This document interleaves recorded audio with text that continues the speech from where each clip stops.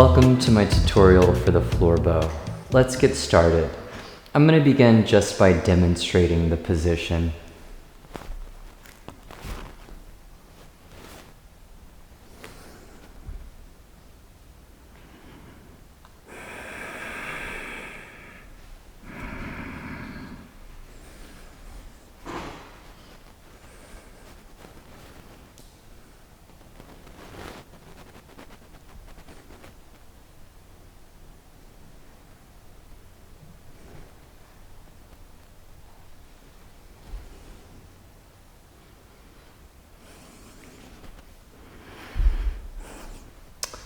Okay, so that's a floor bow, and let's talk about it. So first things first, the setup. So before I lie down on my stomach, I want to find this length from ribs to pubic bone.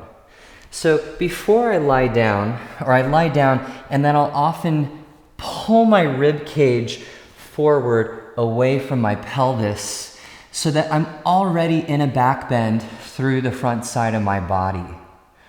The next step is I just bend my knees and I grab my feet from the outside. Now this grip is very important. My thumb is pressing into my index finger knuckle and I'm just gripping the top of my foot with my fingertips. You want to avoid wrapping the whole hand around the foot and overdoing that grip.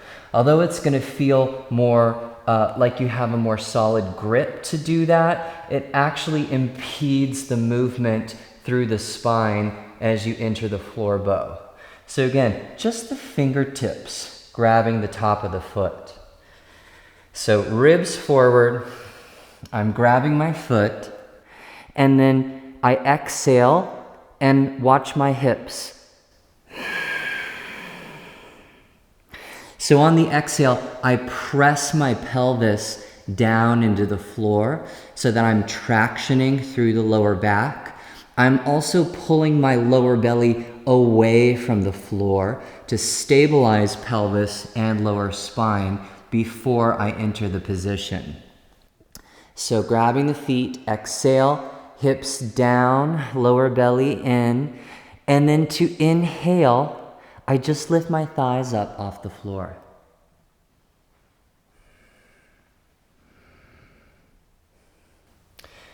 I think one of the biggest mistakes people make in the floor bow is they think that they need to kick really hard.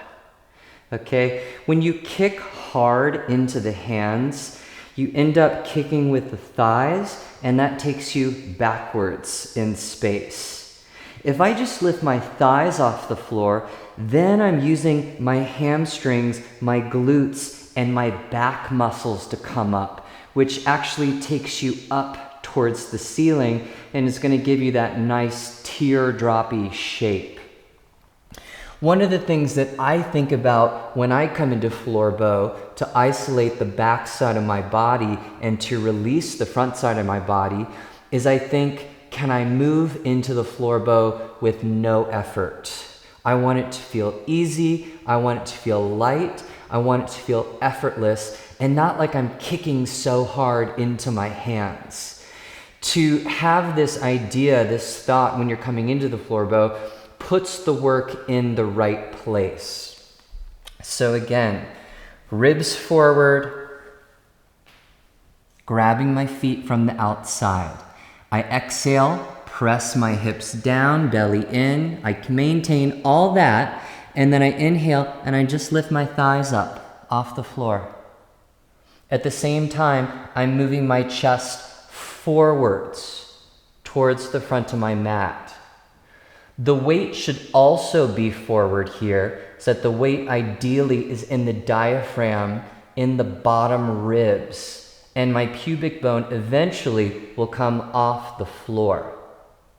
Now, one thing that I see happening quite often in people's floor bow is that the knees go wide. So if you look at me from this angle, I often see this sort of floor bow. Knees splay out, the toes point inward. Okay, to do a floor bow like that, you end up using outer butt cheeks, outer thighs, and IT bands to kick. So that the outer edges of the body continuously get stronger, and then the midline gets weaker over time if you're doing the floor bow like this. So really important that the knees and ankles stay 6 inches apart, right in line with your hips. Newer students often don't want to do this because they feel like they're not going as high, because it takes time to learn to use the muscles in inner butt cheeks, in inner thighs, in your inner hamstrings to facilitate the kick. So I would say less is more, go slow, make sure that the knees are not splaying out to the side in your floor bow, but instead tracking straight back behind you. If I was to do a floor bow with a mirror in front of me, the only thing I should see is my feet coming up over my shoulders, and I should not see my knees coming out to the sides of my shoulders. Now, the final step that I want to talk about in the floor bow today is the upper spine, the thoracic spine, and the neck. So there's a lot going on here in the floor bow. With the shoulder blades, to encourage the movement through my chest, I'm imagining shoulder blades squeezed together and shoulder blades pulled down the back. That's encouraging a bend through my heart, which helps to even the compression through the spinal column. If there's no work through the upper back, then it ends up being the lower back and the sacrum that end up taking the compression of this back bend. As soon as we put the chest in there, the pressure gets distributed evenly through the spinal column, and it's going to feel much better to do the floor bow like that. So another way to put it is I'll think of widening the collarbones and then shoulder blades plugging down the back. And then the final step is the head and the neck. And I would say about 99% of yoga practitioners should keep their head on straight and look forward in the floor bow. Because what happens is that if you start the floor bow by looking up, I'm just going to demonstrate this for you.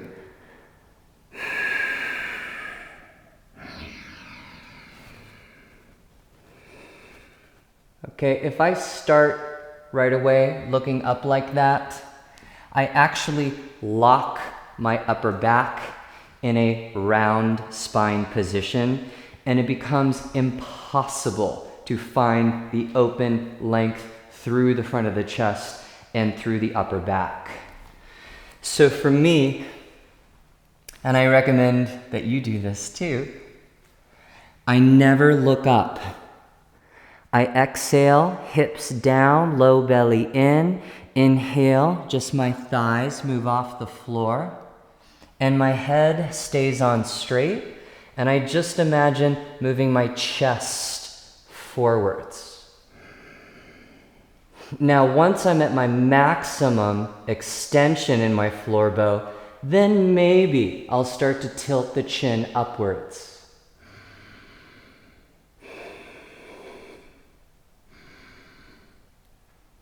To release, slowly belly in, slow belly in, slow belly in, belly in, belly in, belly in, belly in, belly in, and then I release my belly.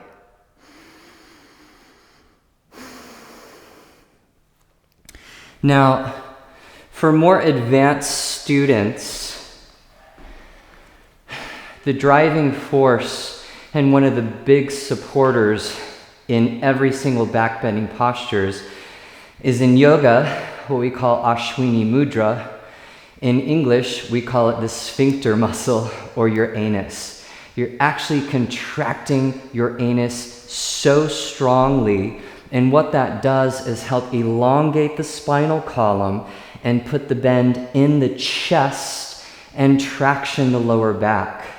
This is a key component in stabilizing back bends, and one of the main things, well, one of the many things that I'm thinking about every time I do a floor bow.